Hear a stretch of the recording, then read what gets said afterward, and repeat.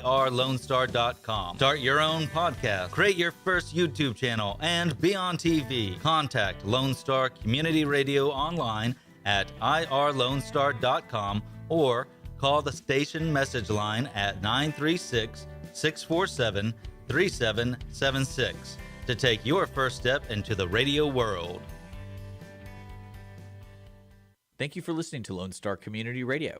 This program was broadcasted and recorded live from the LSCR studios in downtown Conroe, Texas. Lone Star Community Radio is supported by listeners like you. Donate and sponsor today. For more information on getting involved with Lone Star Community Radio, contact us at lscrstudios@gmail.com or visit us online at www.irlonestar.com. You are listening to Lone Star Community Radio on 104.5 KCZWLP Conroe and 106.1 KZCCLP Conroe and worldwide on irlonestar.com.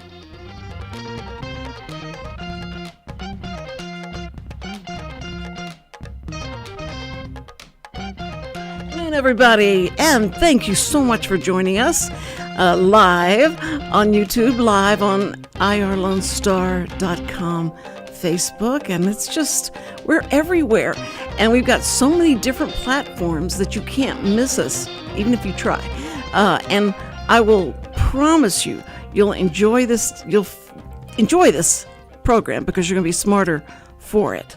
Not because of me, not because of Richard, but because we have Denton Florian back. I promised you he'd come back and he'd walk through that door. I was like so proud because Richard said, I bet he forgot. No, he didn't. He said, yeah, but people, conveniently forget, especially if they're on twice in the week. It's hard enough for you to do once a week. I didn't say he'd forget. I said he came in on Tuesday, so he probably figured his work was done. I'm sure he hoped it was, and I all the way out the door I said. So why would he come back? You're going to come back Thursday for a follow-up for a post-election discussion. I wasn't trying to throw you under the bus or anything, but he was really rude. No, he wasn't. He wasn't. He was trying to get me to call you. And I said, it was too late for me to call you because, no, you were great. And you look wonderful. I feel very underdressed. Well, I dressed up just for you, Cindy. Oh, boy. Like a groid last time. You could. Sam came on. He goes, do I have to dress? He was on yesterday, my husband. He came on to talk about the Astros because the guy that was was so mad about the election. He said, I'm in such a bad mood. I'm afraid of the language I might use while we're talking about anything. And I said, okay. So I got Sam. I said, you want to come talk about the Astros and the history of the Astros, where they came from, and then we can talk about deer hunting and that kind of thing. And he goes, okay. So drug him in here, but he did good. He kept talking. He said, but if you ask, he said, listen, if you put me on there and you're interviewing me and you ask me a question, let me finish the answer. You don't let me finish the answer. And you've done that with other guests. I went, me? And then I look back and I go, yeah, that's true. I have done that before. But I get so excited and I got something that, I want to go, I know something about that. But you know who my Astro buddy was? Who? When I was a kid, they had this thing called the Astros buddy. Yes. I never went to a single meeting, but they used to send you stuff, and it was Bob Watson. Oh. And Bob Watson scored the 1,000,000th run in Major League Baseball. Later, after this, but I was always proud that, and I never met the guy. I mean, it's not like, we were friends or anything, but Bob Watson was my Astros cards? buddy. Have you got a bunch of cards from I don't even remember what they sent you, but they sent kids something. I think they still do it. It was, do they? That wouldn't surprise me, actually. I think you get to visit the ballpark, and I want to say you get discounted tickets, and then you get like a backpack and a bunch of stuff for kids and that kind of stuff. Well, he knew back when they were the Buffs, and then they became the Colt 45s. Well, they didn't become that, but that's the changes that happened in the evolution till it was the Astros. And so he shared that, and he loves the Astros. He's watched them forever, so he knows everything about them. And it was good. My daughter called me. She says, "Mom, you and Dad got to do a show together, and y'all just argue. It's really funny. When you were arguing, the funniest it was when you were arguing and stuff, and you were saying things about him. And as Sam said, it sounded like you brought me on the show so you could vent to me about how you feel about my deer hunting. And I went, honey, that's not at all. I was just trying to, what that's like as a wife being a widow, deer widow, whenever that all happens. And he said, yeah, sure. Justin Wilson has some great stories about that. Oh, about deer hunting and and the deer widows? Oh, yeah. Well, that's what I told him. I said, look, my mom took care of everything because I wasn't mad after my mom said, look, while he goes and has fun, you go have fun. There's a lot of things he doesn't want to do with you. You go do all that while he's gone, and then you have a better marriage. And that was a good idea, and it made me not miss him as much. No, but I was like, that's a good idea. Just stay happy. It'll be fine. But anyway, so he was on yesterday, and we talked about you coming on today, and we're going to talk about this. And I said, and he, I should have brought the salt for the crow that Denton's going to have to eat because of all the expectations you had. And I'm telling you, it was great. It may not have been a red wave. It may have been a ripple, but that's not true, though. To me, I think we did great. Well, it's not over. The midterms aren't over. No. Really. No. We're still waiting on a whole bunch of races. We don't know who controls the Senate. We don't know who controls the House. I think we're pretty easily going to control the House.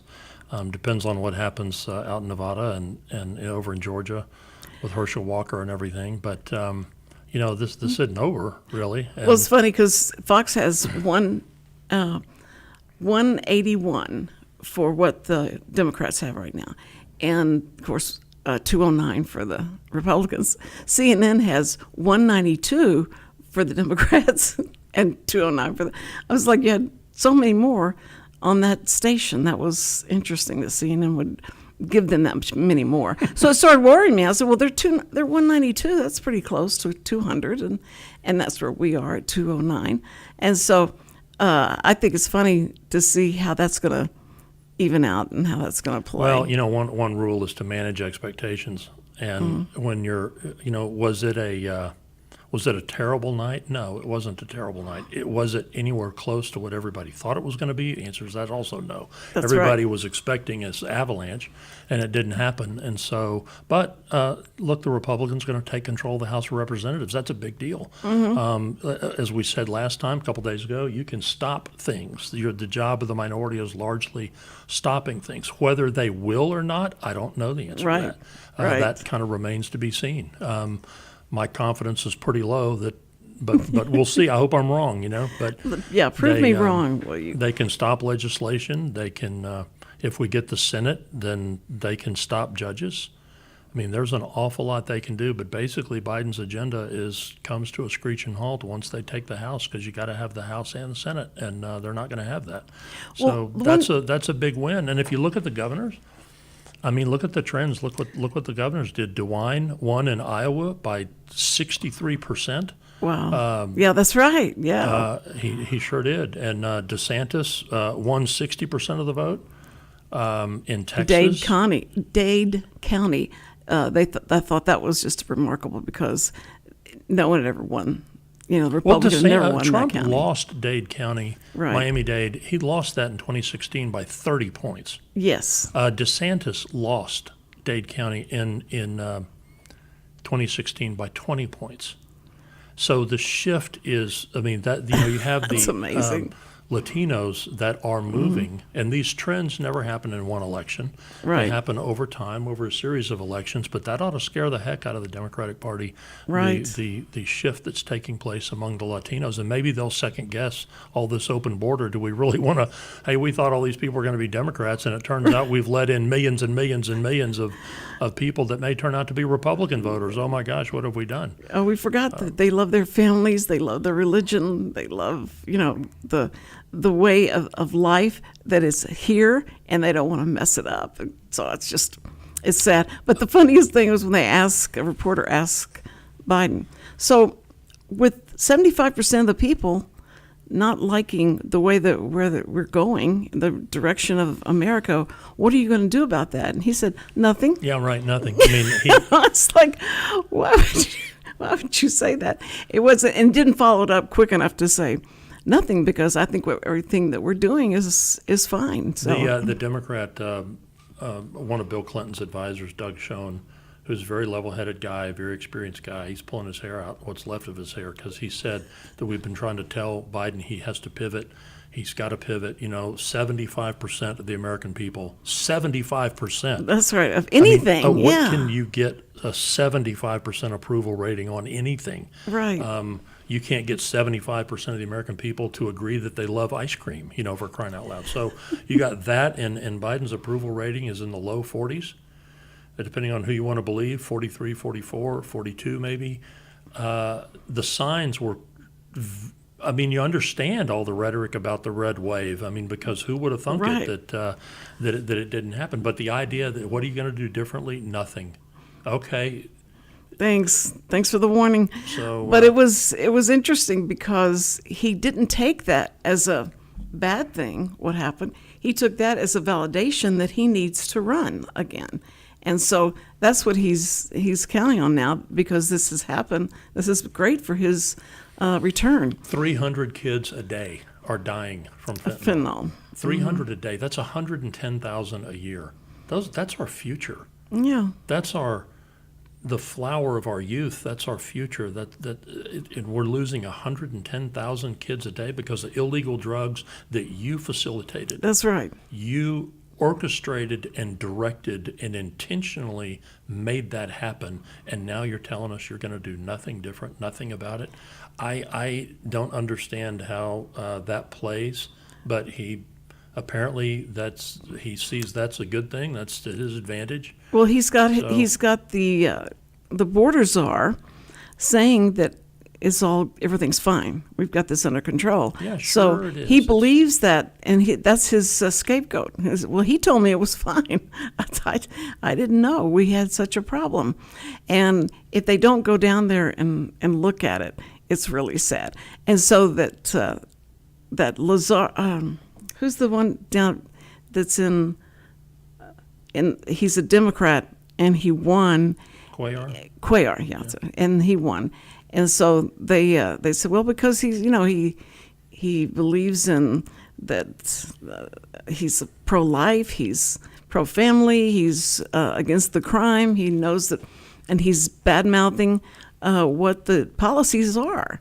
And so he took on the role of someone that's more conservative, and that's what the people wanted. They're crying for it. Well, if you look at the governors, if you look at the Republicans that won, DeWine by 62%, with 62% of the vote. DeSantis with 60%. I think Greg Abbott won with 55% of the vote. Right. And who was the other guy? Kemp in Georgia won with 53%. So those are 55 and 53 are solid wins. I wouldn't say those are landslide runaways, but those are solid wins. Oh, sure. 60% plus. Come on. Yeah. That's saying and I think something. Carrie Lake will probably end up being the governor of. I hope so. She's hilarious. She would be great on the stage of the Republican Party because she's really good. They got 500,000 votes they haven't counted yet in Maricopa County. 500,000, and they were saying that a bunch of those people took their ballots. They got a mail-in ballot or whatever, but they physically took their ballot because they didn't trust the system. So what does that tell you? And they just dropped off 160,000 of blended early and late last night, or it was a day late ballots, and blended them.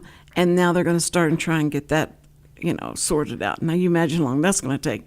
And I don't know what that'll where do to they Mark come Kelly. from. I don't know what that Mark Kelly voted in favor of 80-something thousand additional IRS agents, more than doubling the size of the IRS. He voted against securing the border. So how does somebody like that in Arizona? How does somebody like that get elected? I don't know, but he certainly needs to be held to that. If you're in favor of doubling the size of the IRS, 87,000 agents, okay. So make that argument. If you're in favor of If you're voting against money, if you don't think we need a secure border, okay, you're free to make that argument. I don't understand the electorate that supports that kind of thing, but that's what's such a surprise to everybody. I know. I really would like to have someone who voted that way to explain what their thinking is about it. What makes you? Is it just because the abortion issue, and so the abortion issue, I can forgive everything else because as long as that person stands with it's okay to have an abortion up until the baby's born. And then you go like, okay, well, that's another subject. Like, please make me understand how that's okay, or you feel like that's all right.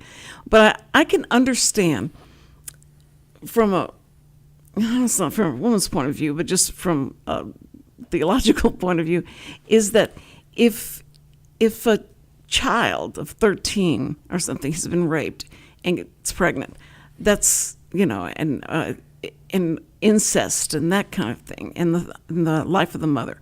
Mm-hmm. I'm sure that God understands, okay, this is a reasonable thing to say this isn't right for this child to go through this trauma because they already went through the trauma of rape. Now they have to have a baby. We don't see that. That's just personally. But I think that the choice that you had as a woman was to have sex with that guy.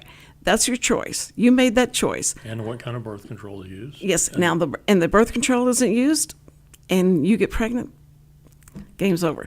You took the choice. You made the choice, and then the accountability becomes that you now are going to be a mommy, and you have to not murder the child. That's what that's how I see it, and that's just I understand everybody has different stories and things like that happen, and they come to you and say, yes, but when will this happen? That's what I'm saying. There are exceptions, but the first line of defense is, what are you doing to keep that from happening? There's plenty of medicines. There's plenty of all kind of birth control stuff that you can take, and that's not out of the realm of possibility. Well, it's been argued to death for 50 years. Yes. And, more than that, it I'm will sure. be now. It is a state issue. Right. So each state gets to decide what they're going to do. And originally in the Constitution, that's what they were saying on lots of different issues. Each state can become a laboratory, right, where they can try different things in different states, and everybody can see what happens and how it works and if it's a good thing or not. So on this issue now, the states are going to have to individually decide how they want to handle that issue. So my answer would be, go to your state legislatures, go to your representatives, and make that argument and try to get that passed in your state legislature where it belongs. And to see what, they're saying, they were making those commercials that were just, ridiculous and very, very, scary. And they say, look, here's the deal, is that if we are women, we have the right to our own body, and our decisions should be between us and the doctor. And they want to put the doctor in jail. That's what they want to do here in Texas. They want to put the doctor in jail. And that wasn't true, but this is what the commercials were saying. Mm-hmm. And that's what's so outrageous, is that poor child who's in that room. And I think that's what was good when Dr. Oz said, y'all have talked about the woman and the doctor and the woman and the doctor, and you've left out the third person in that room. Somebody else in the room, right? Yeah, so. And that was excellent. That was a very good statement to make.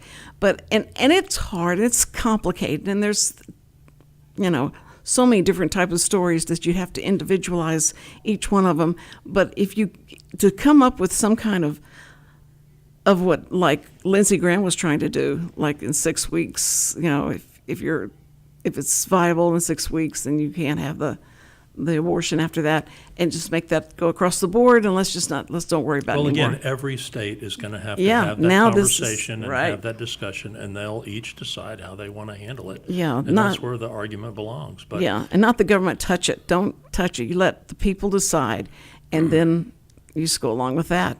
But I think that that those people who won in those districts, and they say it was because the abortion part was more important than the other. That's so hard. Isn't that difficult? That's not what the polls believe? said. The polls didn't reflect that. And you get some guy. I tell you what's interesting with Charlie Crist. He, if I'm not mistaken, is the first person to ever lose an election in Florida as a Democrat, as an independent, and as a Republican. He's lost. That's right, because he changed from being a Republican to And he became a DeSantis, Democrat. I heard who I think it was Steve Moore was saying that with respect to DeSantis's 20-point margin, which is a Grand Canyon, especially when we're this polarized and everything. That guy won by 20 points. And he was saying, well, there are about 1.5 million New Yorkers who have fled New York and they moved to Florida. And a lot of them were conservatives and Republicans and stuff. So Zeldin loses the governor's race in New York. And Florida is now a solid red state and not a purple state or anything. And, if DeSantis doesn't have a mandate, I don't know what it takes to get one. Right. 20 right. points. Yeah. That's huge. That's why this is going to be interesting, the announcement that Trump's going to make on the 15th. Has this changed that announcement, do you think? Who knows? I mean, the guy's totally unpredictable. Right. You never know what's going to come out of his mouth. I know his people are advising him to not make an announcement because the midterms are not over. Right. We don't know what's going to happen, and they may not be over till the new year, which I heard another commentator say, listen, during the midterms of 1862, when Lincoln was president, Civil War. they were counting ballots by candlelight, by hand, in the middle of a civil war, Right. and we knew, this is a national election, we knew within a week Yes. what the result was. And here we have these computers and all this stuff, and they're telling us it might be the first of the year. That seems like Ludicrous, yeah. There's something going on. And that's what causes all the speculation and the theories and I know that Richard has his own theory about what's happened and where those votes are, don't you, Richard? Where are they, Richard? Tell us. What do you mean? What votes? What votes? That's bad. The votes that they say there's 1 million votes sitting out there somewhere and they can't find them. Well, I haven't heard that. But. Well, Yeah. the million we got 100. And I'm the one coming up with conspiracy theories. I'm just saying. Where are the trucks? Where are the trucks with the votes? And they're hiding in some warehouse somewhere, and that's where they are. But I think it's the number that comes in that they've counted, and they know that this many people voted, then they have a problem because we're missing votes. Where are they? Well, they have about 600,000 ballots in Arizona that have not yet been counted. And they're working on counting those, and the speculation is that those are going to be heavily weighted toward Republicans. If that's the case, then Kerry Lake becomes the governor, and we'll see what happens with Well, I also Mark think Kelly. that's the disadvantage of the mail by vote system, mail-in because vote by mail. Yeah. Because they know how many they send out, but they can't guarantee they're coming in. So, Which is, listen, the bottom line of all of this is wherever you happen to land on the political spectrum, every single person needs to have absolute confidence in the process, and that these ballots are valid, and that they have the chain of custody of these ballots is secure, and that they are counted properly. If everybody has confidence in the process, in the integrity of our elections, you've got to start there, because if you don't, I think when it takes 2 months to count, the conspiracy theories start coming and what happened, and all this uncertainty begins to float around out there, and I don't think that's healthy at all. well, yeah, I mean, because I agree with that 100%. And you got people, like I was reading this stat that it was like 11 million total Texans who could have voted didn't vote or something like that. Now, that is really sad. We all need to be slapped the integrity of the around process that has, and Florida fixed it, didn't they? I mean, they had remember the hanging chads and all that. They said never again. We're not doing that again. And Florida very, very quickly counted all their ballots. Do you remember the hanging chads? Do you know how old I couldn't vote during that election, so. But how old would you have been? Well, that was Bush v. 2000 Gore, right? End of 1999. George W. and was that 2000? 2000, wasn't it? Well, we were waiting for the 2000 to come because we all thought all the computers were going to go away and go off and all that stuff. So I think it was right coming up to that. But like the November before, that's in 1999. Would that have been? I'd have to go back and look. Well, but I can look it up. Oh, you got a computer in front of you, don't you? Okay, But it was hilarious. I mean, it was hilarious sitting there watching those people. It was 2000. That's the first time I remember, and I have to admit, I was pretty angry because when Al Gore refused to concede the election, I said he is casting doubt into the process. He is casting doubt into the electorate. I said, let the process play out. We have a process, let it work. And it'll be decided. It does not need to be decided in the courts. It needs to be decided by the ballots and by the American people. And that's the first time that I recall that happening, and now it just happens.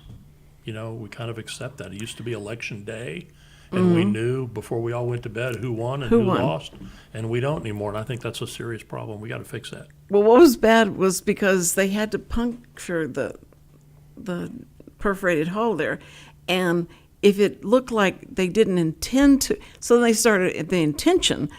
What became the big deal is they said that it's hanging, that and Chad's the hanging. margin was razor thin. I mean, hundreds of votes. There were millions cast, and it came down to, so they were there. Just Google it. Google hanging Chads, and you'll see a picture of this guy holding a ballot up, and he's with remember that? Yeah, yes, his eye is real big because you're looking at it iconic, through the magnifying glass. Yeah. And we can't do that again. No. But I think that it was interesting because everybody was really intent on do you remember the debates between Gore and Bush? Mm-hmm. And what was the moment that stood out in those debates? Do you remember? There were several, when Gore kind of walked over into W's space and that's all that. And he turned around. But again, I go back to what I said the other day, on Tuesday. These debates are ridiculous. They're glorified press conferences. They're dog and pony shows. We don't learn anything. Everybody's just wanting to see who has the best one-liner, which they didn't write, by the way. Their staff or somebody say, slip this in when you can. And the press is wanting to know who makes a gaffe. We're better than that. That whole process. I would refuse to participate in one, really. And whoever should have told George's dad, don't look at your watch. Yeah, right. I mean, stuff like that. Why do I care? Look at his watch. So what? And or the way he sips the water. Right. I remember that being one. I remember that being one. History turns on something as stupid as that. That's exactly right. Because we're looking for all. It's just like you want to see the blood in the game. Okay, so that you're out because you just did that. That was really stupid. And it was like the Kennedy who they thought they were going to put all their hope on. The Kennedy, I don't know his first name, but anyway, John Kennedy. No, it was his. This was his. This was like a cousin and the Kennedys. Okay. Yeah. And this was just recently, and they put him up on stage to do this. It was the follow-up to a debate. I know what you're talking about. I remember. And he had taken lip gloss and put it on because his lips were dry, and someone said, you need lip gloss because your lips are really dry. So he puts it all on. What he does, he puts this glaringly shiny lip gloss and is trying to talk, and and the light is just bouncing off of it and everything. It looked so bad, and everybody laughed about it. SNL did a thing on it. It was just if we structured our debates the way the Lincoln Douglas debates were, where there is no moderator, there's a timekeeper, and you let the two candidates who are asking the American people to loan them power, let them decide what the questions are going to be, what the topics are, and how long they're going to talk about it. And let's have an adult conversation about some of these huge issues that our country is facing. Right. And and the American people would learn an awful lot. They would learn a lot. And that would be beneficial to the country. But what's going on right now just needs to stop. And somehow. Yes, because the questions that the moderators would ask, you'd go like, where did you get that? Like, what kind of ice cream were you really eating the day that we took the picture of you eating the ice cream, Mr. President? Oh, it was chocolate. And like, why would you ask questions that are so inane? I was just like, why would you do that? And it's because they really their narrative is trying to get across, and you feel like, you're trying to make the other one look bad or this one look good or that. And you have power, you feel that power that you can do that.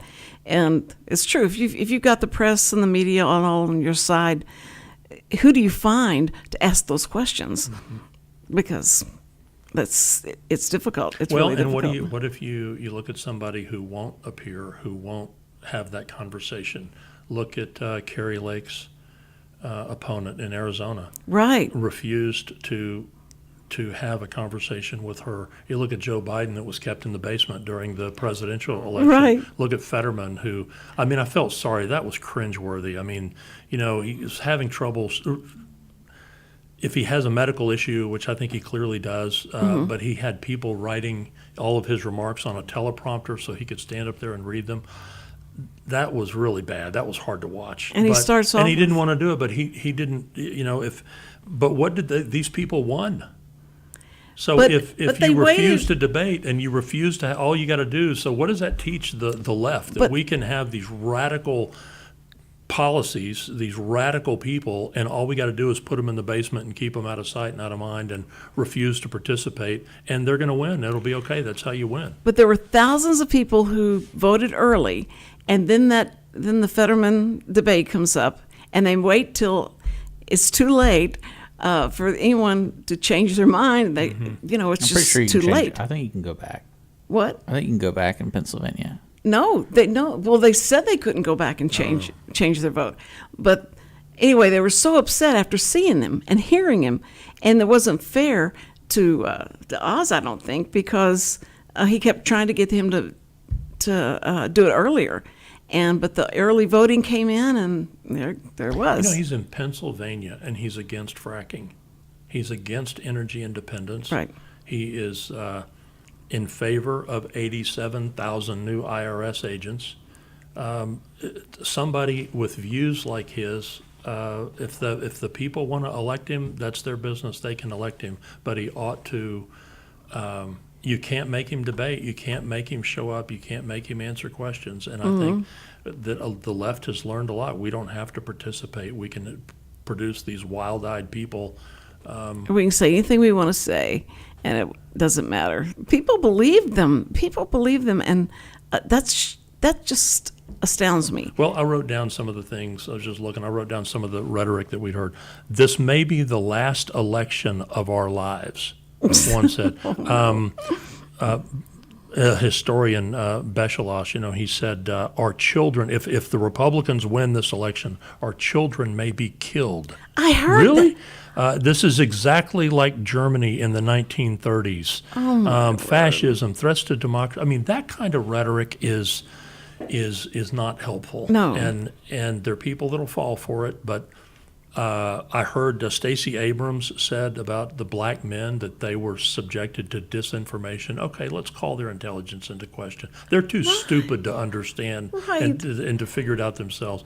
And Jen Psaki said the same thing about Latinos. The disinformation that was put out to Latinos. So basically, they're too stupid to understand. You know, we need to interpret this for them.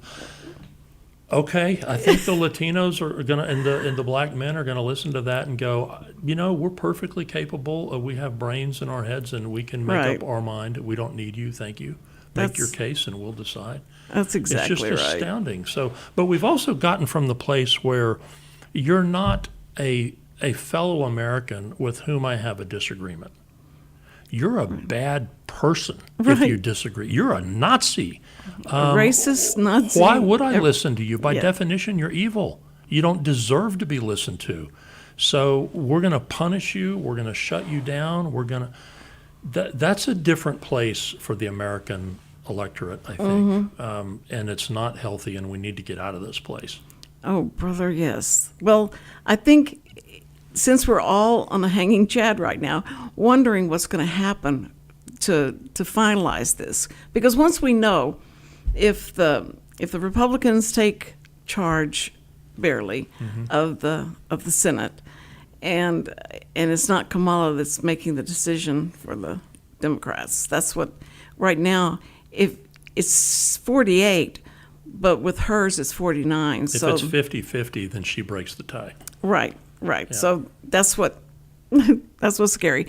And so we have to wonder if they do take that, is everybody in the Republican Party on board with what the majority is saying, like Joe Manchin, not Joe Manchin, the guy that's on the fence all the time.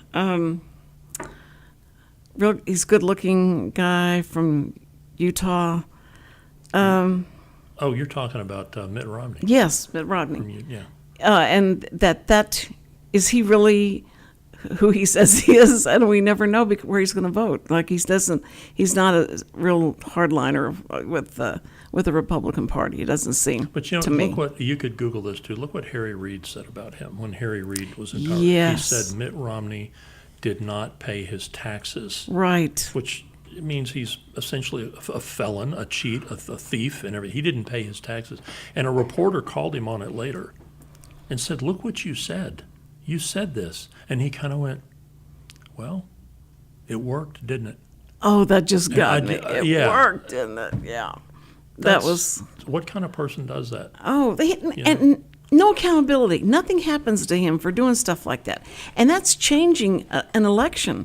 And they're talking about, anybody that does anything that's out to change an election, how bad they are and that they should be indicted and all that. And then that's exactly what he was doing. And just lie about it. We'll say we're sorry later. We'll do a cease and desist, and that'll be fine. But we'll say whatever we want to right now. That drives me crazy. And I think that if the young people that they say helped move the Democrats the way they moved them, this is that because of the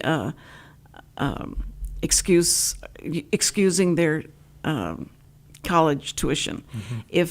If they moved into that and went out and voted, see, that's why I don't know if they've given us that kind of information yet. If it was largely, college kids that really came out and voted this time, because normally they don't show up like that. But this they were going to because they wanted to make sure they got their money. They essentially bought them. Yeah, and you find this is what's so great is that they went and did a survey of what these kids are going to do with the money, how they're going to pay it back, how they're going to pay their loan back, and they said, "Well, I'm not spending it on that loan debt. I'm going to go out and have a good time. I'm going to go on vacation and I'm going to spend it on this." And that's what they were being very honest about what they were going to do with that money, which we would all understand that. That's why you don't do it. Is it because you're giving them a free ride and they're going to go just get drunk and have a party and do that, and that's what they think about it. It's not any gracious gift that now they don't have to pay that back. It's an economic issue, but it's also a character issue. Yeah, true. That's true. It's a moral issue. And Yes. You're probably not allowed to say that either. When you start talking about this is a moral issue, Yeah. it's unethical to do that. Why should somebody that never went to college and is, went out to make a living to work hard, Mm-hmm. why should they pay the bills of some privileged person who went to college, who's, according to the information that's out there, they're going to do much better over the course of their career than somebody who didn't. I've got a problem with that. Well, Richard's the only one that's close enough to that age group to ask him. If the government said, "I'm going to pay off, this much money on your tuition," and so you get a check for that, how would you use that check? Put it in Twitter. No. Put it in Twitter, and then I'll pay it off. Invest Yeah. it. Well, from what I understood about that whole thing, it's the you don't get a check. They think they're going to get a check. Well, no, because the two loans that the government was talking about forgiving were basically controlled by the government. So they know that that's how it would be forgiven. They don't send you a check for them to pay them back, pay the loan people. I think the government would just go to the loan, like, here you go. You have this guy on this list. Here's $5,000. Here's $10,000. They don't go to the individual. Did you see? I think it was. So you know that, right, Cindy? They don't. The individual does not get a check. We had that discussion before. Yeah. But they just did a thing on Well, the yeah. TV You that ask any said, kid, "Hey, if we just give you a check, what are you gonna do with it?" And it's like, "I'm going to Chuck E. Cheese's, man." Like, of course they are. that's what the they're federal planning government on. nationalized student loans. What was it, in 2011? Yeah. 2012, something like that. I don't know why they decided that nobody should be in the student loan business except the federal government. Oh. But I saw I believe it was AOC.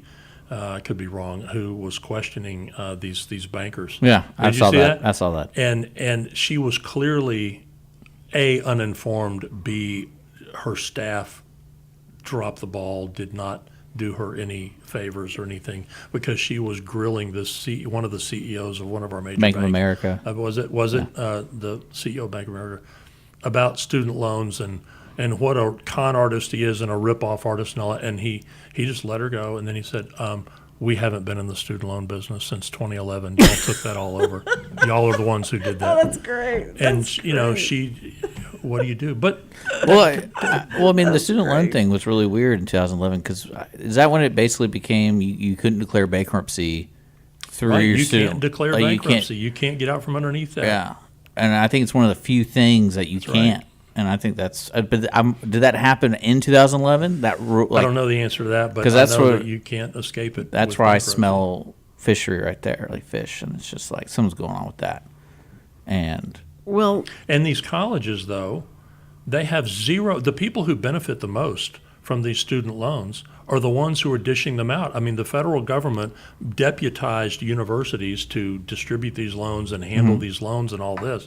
And the university, if I'm the university, I have absolutely zero incentive to keep tuition down or anything because I'm going to get my money. right. If you default on your loan, the federal government's going to cover your loan.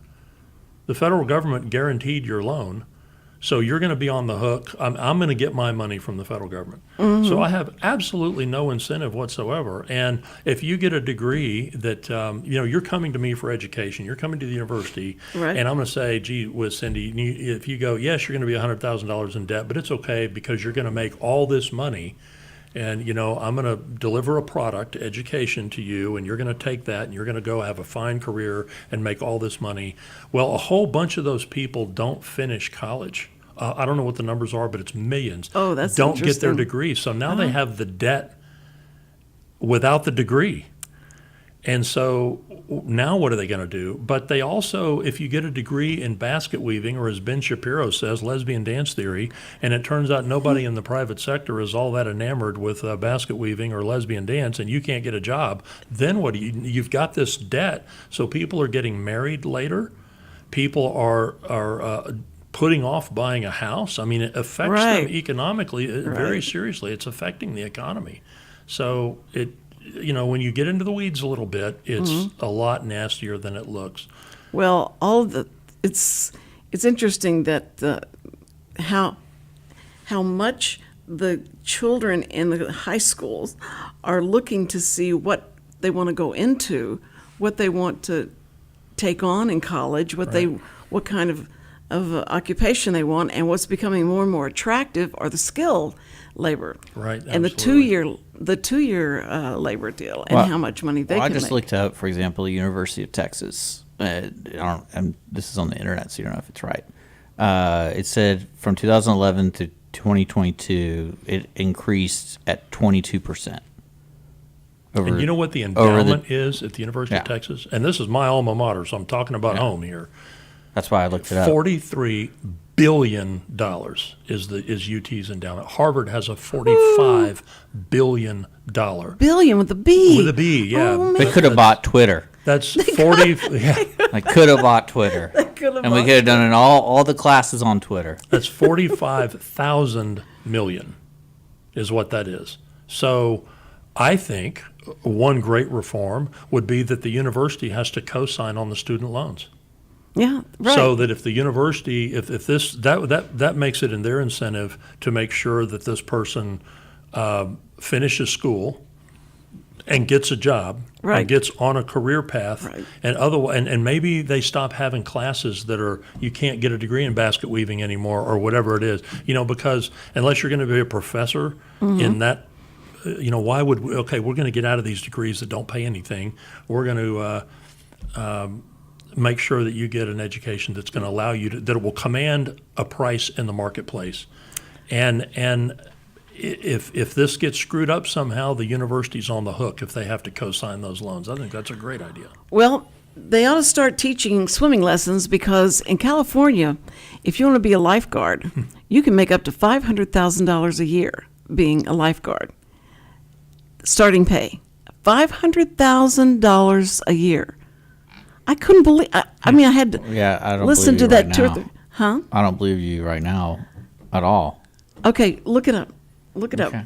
up. Lifeguard in California, But you know how many plumbers we need, 500,000. how many pipe fitters we need, how many welders we and need. they make Oh, you can make six bank. figures Oh, if yeah. you have a work ethic that's even halfway there. Right. If you're a welder or something like that with And a a high welder. school education, That's right. I mean, my goodness, with no debt. You know, or and very and, little debt, debt that's quickly paid off. and a lot of the high schools are giving you 2 years in that field so that you can go into, apprenticeship or whatever, and like almost immediately, and then you start working on that.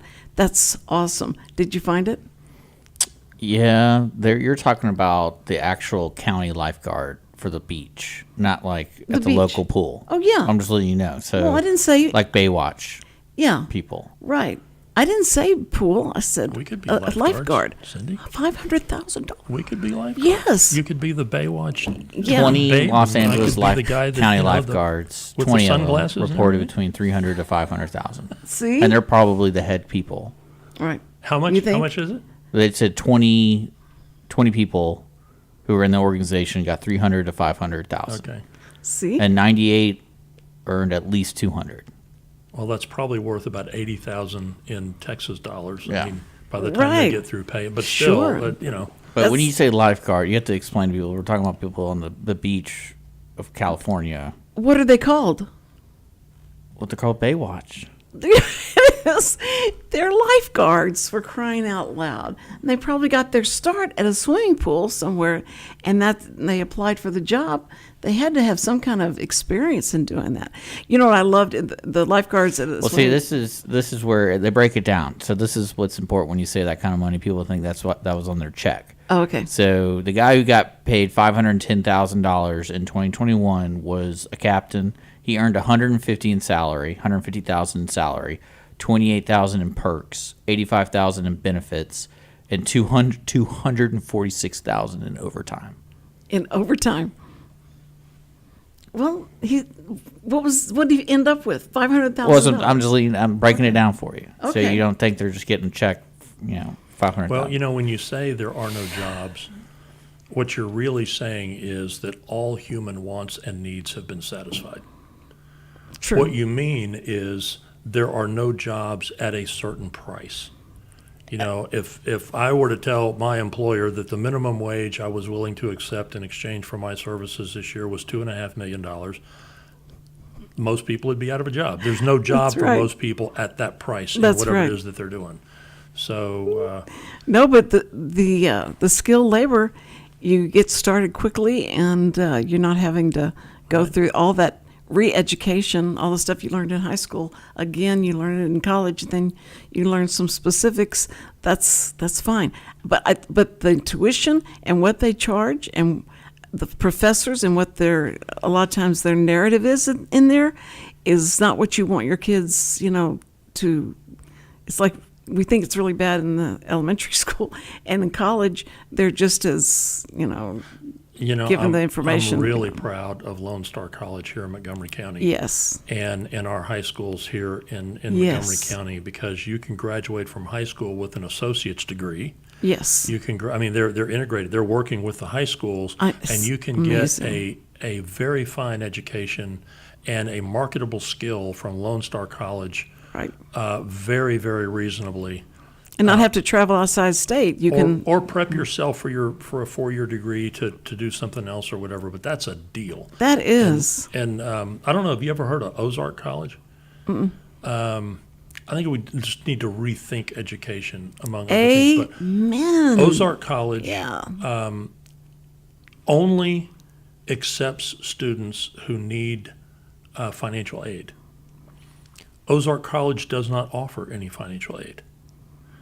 They have a business there, and the students work. You go there and you get a job, and they make different, as I understand it, breads and pastries and cakes of different kinds Yeah. and things like that, and they sell it. College of the Ozarks. College of the They Ozarks. charge no tuition for full-time students due No to tuition. its students' work program and donations. Right, they do work, and so the average debt of a student who graduates from Ozark College is $5,000 because they bought a car. Oh my goodness! So they get a 4-year education. It costs them zero, and that's the kind of innovation I think that we're going to have to explore very deeply and seriously. And they've been doing that a long time. I mean, that's a proven model. It's not some idea that somebody came up with and, hey, let's try this, and it'll never really work. It's been working for a while. It's interesting. Did you ever hear about the? Yeah, it started in 1906. 1906. By the Presbyterian Church. Wow, I didn't know it went back that far, but yeah.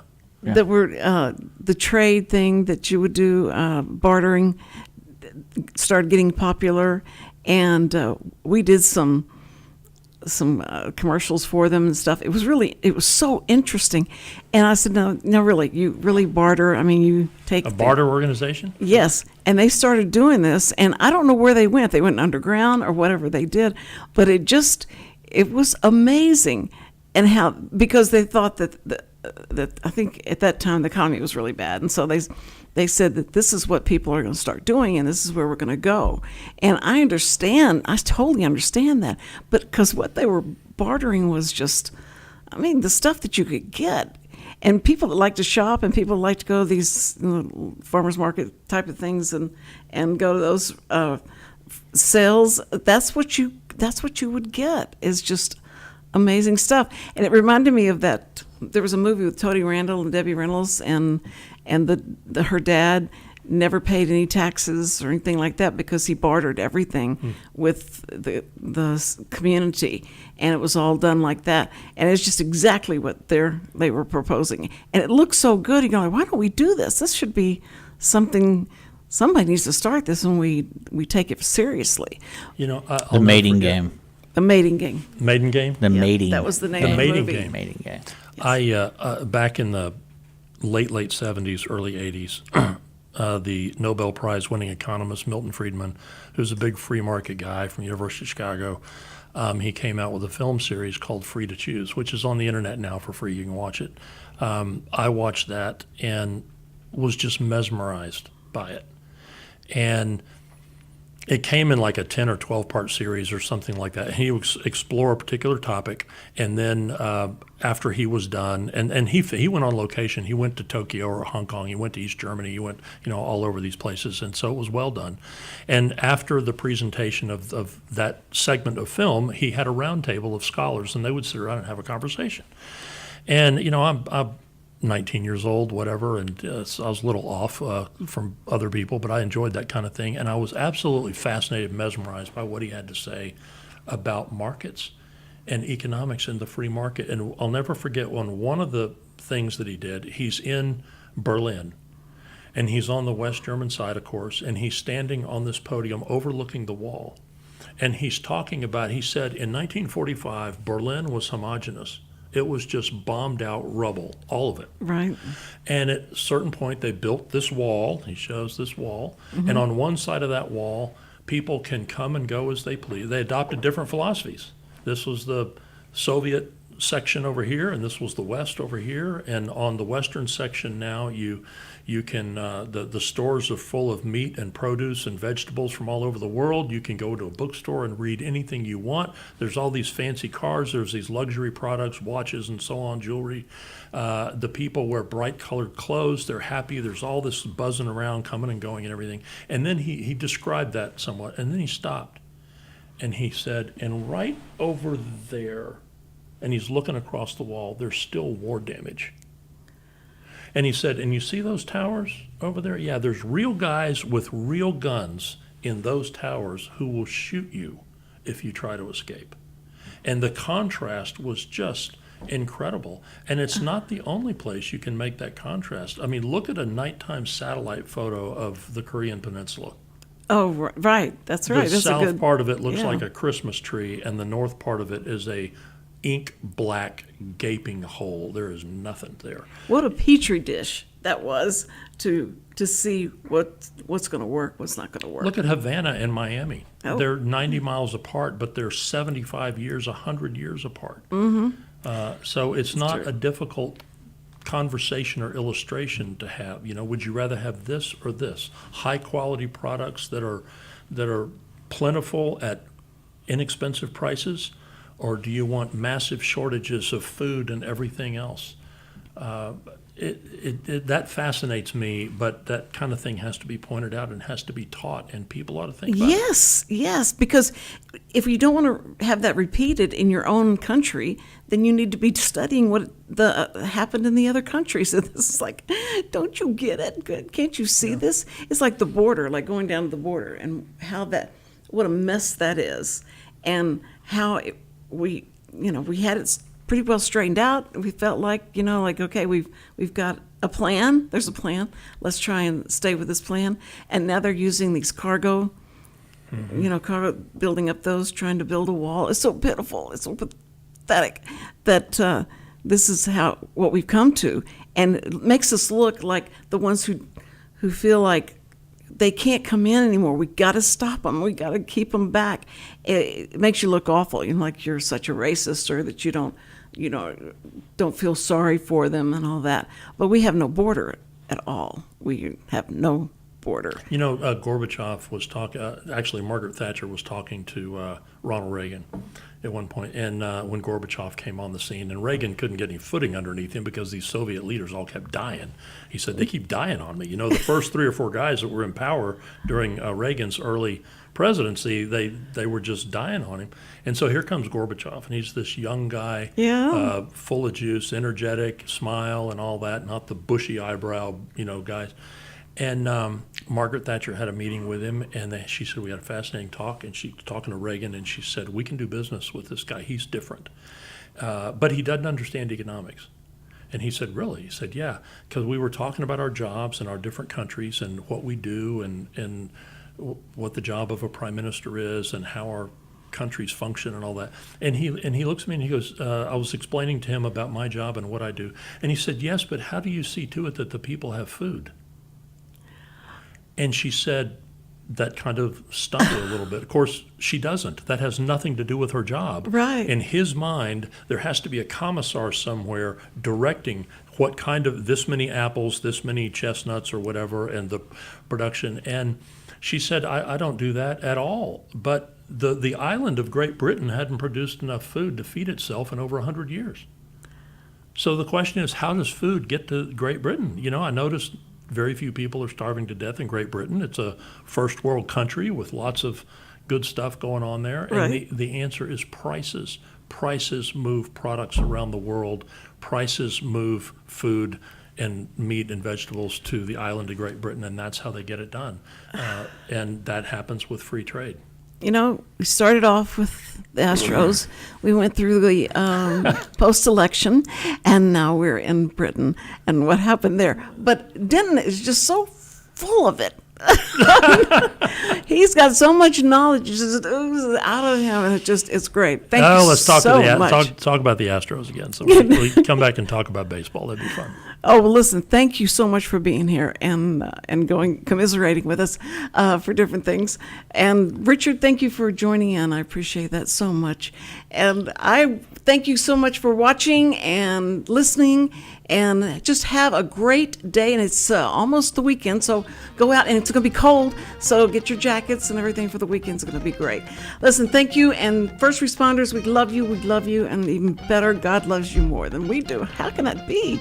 But it's true. We won't see you next week. We'll be here Tuesday, Wednesday, and Thursday. We're here.